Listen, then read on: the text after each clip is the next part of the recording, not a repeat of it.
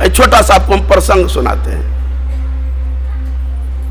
कोई एक सज्जन गए एक महात्मा के पास, बाबा बताएं मनुष्य शरीर की सार्थकता किसमें, क्या काम कर लेने में, संपत्ति कमा लेने में कि लोगों को ठग लेने में, या क्या काम करने में। महात्मा जी बड़ा भावुक था, लगा कि इसको तो ऐसा ज्ञान दे जो कि इसके दिल में जम जाए। ज्ञान दो प्रकार का होता है, एक होता है थ्योरी और दूसरा होता है प्रैक्टिकल। थ्योरी यदि आपको पढ़ा भी दे तो फिर कुछ संशय रह जाएगा, और यदि प्रैक्टिकल करा दे तो कोई संशय नहीं रहेगा। क्यों नहीं इसको प्रैक्टिकल करा दें।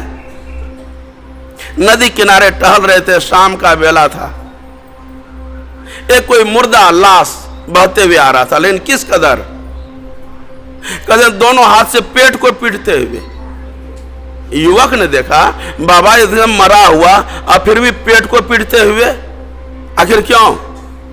तो महात्मा जी ने कहा ऐसा करो उसी को पूछो, तुम मर गए हो फिर भी पेट पीट रहे हो, आखिर क्यों। बोलेगा, बोला हाँ बोलेगा, उसको किनारे लगाओ। यन किन प्रकार उसको किनारे लगाया गया।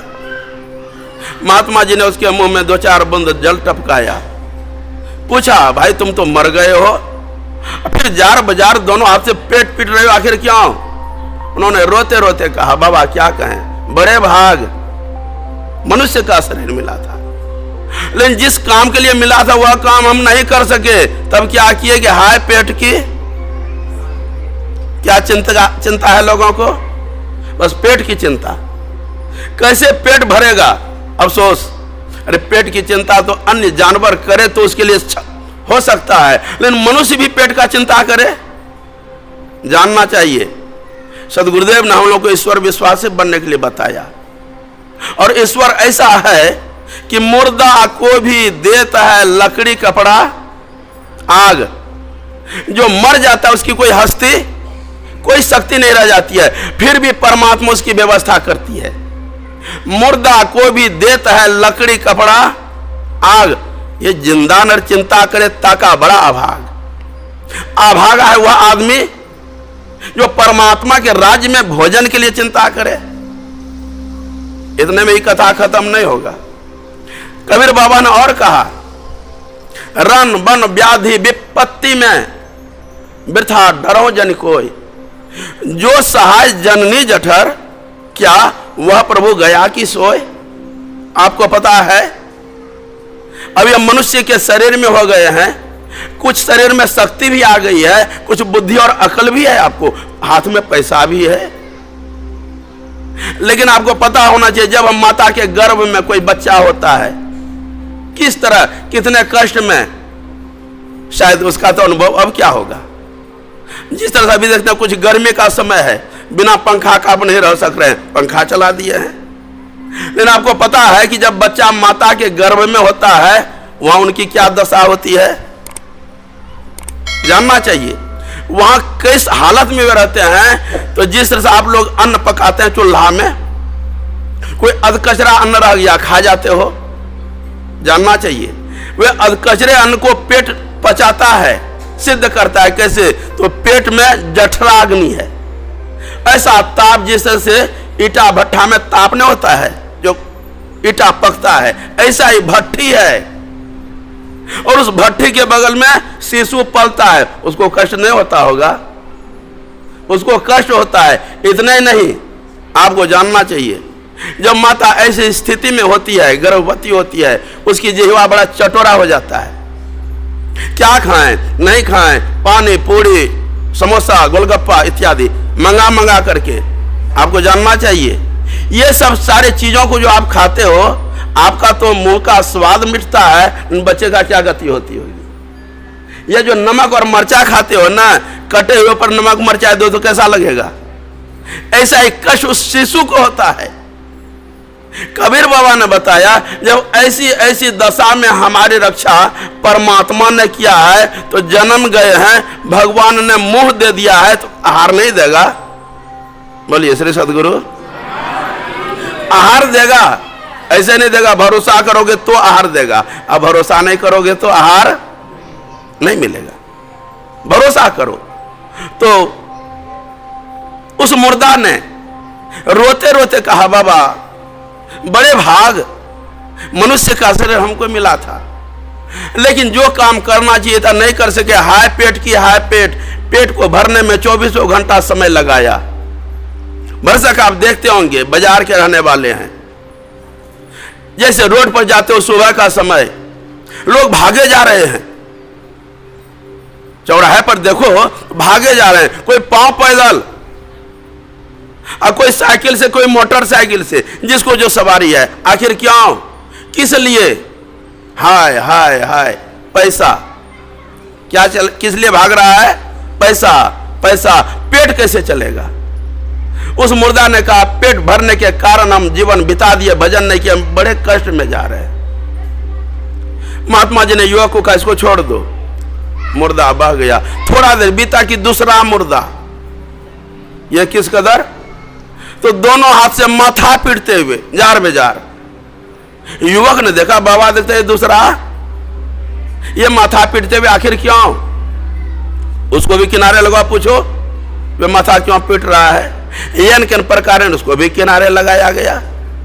उसके भी मुंह में 2-4 बूंद पानी टपकाया। पूछते हैं, तुम तो मर गए हो और फिर भी माथा पीट रहे हो, क्यों? उन्होंने भी कहा, बाबा बड़े भाग, मनुष्य का शरीर मिला था, लेकिन जिस काम में शरीर को लगाना चाहिए था हमने नहीं लगाया। भगवान ने मनुष्य का शरीर दिया, सुंदर विद्या बुद्धि भी दिया, लेकिन इस बुद्धि को हम किधर लगाए? भगवान के भजन में, न ठगने में लगाए, संपत्ति को बटोरने में लगाए, दूसरों का कब्जा करने में लगाए। इस दिमाग को हमने भजन में नहीं लगाया। अभी हम बड़े कष्ट में जा रहे हैं, माथा इसलिए पीट रहे हैं।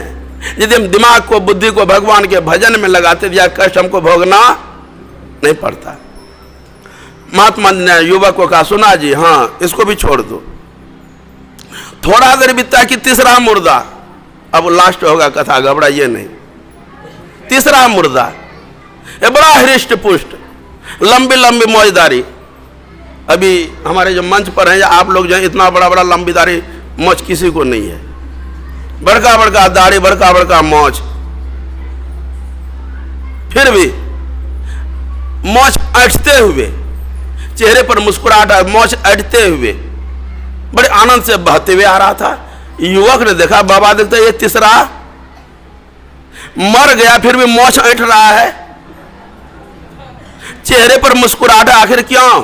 बोला उसको भी किनारे लगाओ। कहते उसको भी किनारे लगाया गया। भाई तुम मर गए हो, फिर भी मोछ ऐंठ रहे हो, चेहरे पर मुस्कुराहट, आखिर क्यों? कहा कि बाबा भगवान ने हमको जिस काम के लिए मनुष्य का शरीर दिया था ना, वह भजन भक्ति हम पूरा करके जा रहे हैं। कारण हम बड़े आनंद से जा रहे हैं, हमको किसी प्रकार का कष्ट नहीं है। युवक को महात्मा जी ने कहा, सुना जी? बोला हाँ। इसको भी अब छोड़ दो। उसको भी छोड़ दिया। अब तुम्हें बताओ कि मनुष्य शरीर की सफलता, सार्थकता किस काम के करने में?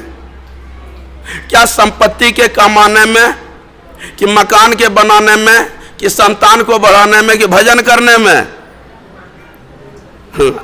धीरे धीरे बोल रहे हैं क्योंकि आप फंसे हुए हैं। फंसे हुए फिर भी यदि दलदल से निकलना चाहते हो, दलदल से निकलना चाहते हो, तो दलदल में जितना हाथ पर चलाओ, निकलोगे कि डूबोगे? दलदल जो मिट्टी होता है, उसमें निकलने का यदि उपाय कीजिएगा तो और डूबिएगा, और यदि निकलने का उपाय नहीं कीजिएगा, जैसे का तैसे, जानिए जैसे का तैसे रहोगे ना, तो आप रुक सकते हो, ठहर सकते हो, और यदि निकलने का उपाय कीजिएगा ना, तो और डूबिएगा।